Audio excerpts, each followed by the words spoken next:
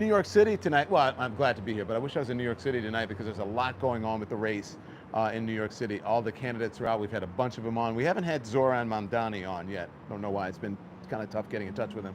But Brad Lander came on yesterday to talk about his arrest. The mayor's race is a big thing here in New York City. I mean, in New York City. Who else have we had on? We had Michael Blake come on the program.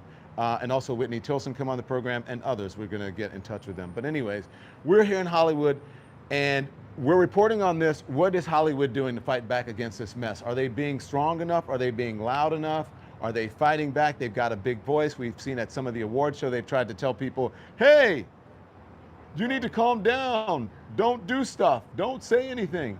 But you need to tell me how long I can go, right? Yeah, By the yeah, way, I'll tell you. I still got a long time. Yeah, yeah. But people have been speaking out, like Doshi Hit the spoke like out. button. So make sure you guys hit the like button. Make sure you hit the hearts, right? Because it affects the algorithm. You guys know that. So yeah, this is a YouTube short live, and I kind of like this because I can just hop on and just talk to you guys. But anyway, there's a lot going on in the world. You got the mayoral race in New York City, and what's interesting is that New York City is leaning into its progressive side.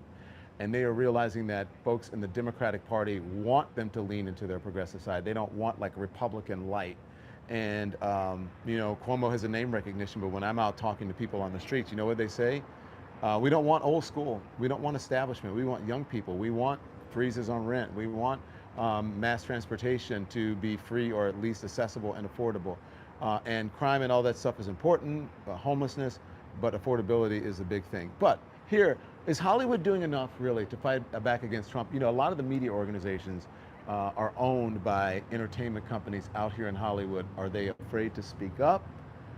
Some folks are putting their careers on the line or possibly in jeopardy by speaking up. A lot of people are not. Let me know, what would you guys like the folks here with the big names and even the people who have the power in Hollywood who are not speaking out? Some of the, especially people of color, some of the minority people, the women here, who could really make a difference and stand up to the folks. What would you like them to do? And, it's not inconceivable that this administration, I won't say can be taken down, but can be humbled, because I believe the courts are humbling them now. You saw that Donald Trump lost a couple rounds in court just today. He lost to Harvard. Harvard can now bring in international students again. A judge blocked the Trump administration from barring them to do it. Columbia, he lost with Khalil. Khalil is at Columbia University. Mahmoud Khalil, the Columbia University grad student who has been in custody for 3 months now. A federal judge ordered that they release him, and then they tried to fight it and say, well, give us 7 days. The whole two-week thing, give us a week.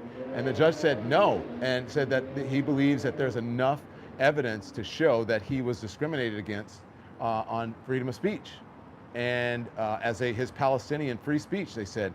And it looked like them rounding him up, that they were using these raids and these roundups, I should say these roundups or deportations as a cudgel, really, against something that people who were, they were using it to get people and people who spoke out against them. So we're in a very interesting time right now.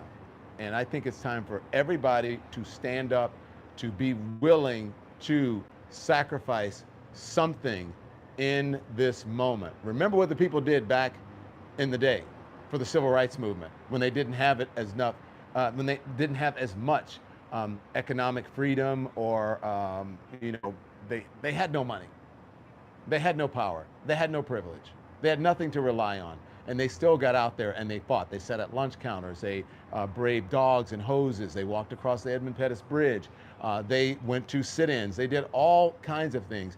They challenged the system economically, and we could still do it in this moment. So there you go. I put a poll in there. Take a look on. Oh, you did a poll. Yeah, What's the poll? New York City mayor.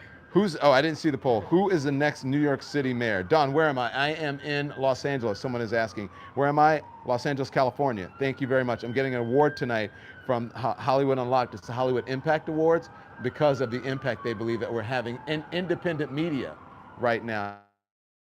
Some would believe that it's actually challenged or overtaken legacy media with its reach and at least in responsibility.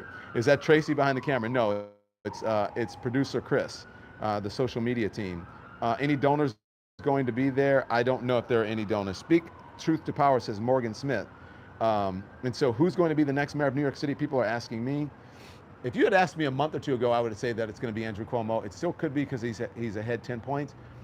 But I think that the progressive candidates like Zohran Mamdani, Michael Blake, Brad Lander, they're coming up and rising in the polls, and they have all made this pact that saying, you know what, don't rank Andrew Cuomo. So if they don't rank Andrew Cuomo and he gets a low rank or doesn't get ranked at all, that's going to speak volumes about what people want in the city of New York. But he's still not out. They're still the general, and he can still go. He's got a mighty, mighty war chest. So this is going to be a fight to the finish. So anyways, I get ready for these awards tonight, and I'll talk to you live a little bit later and put some stuff up on social media.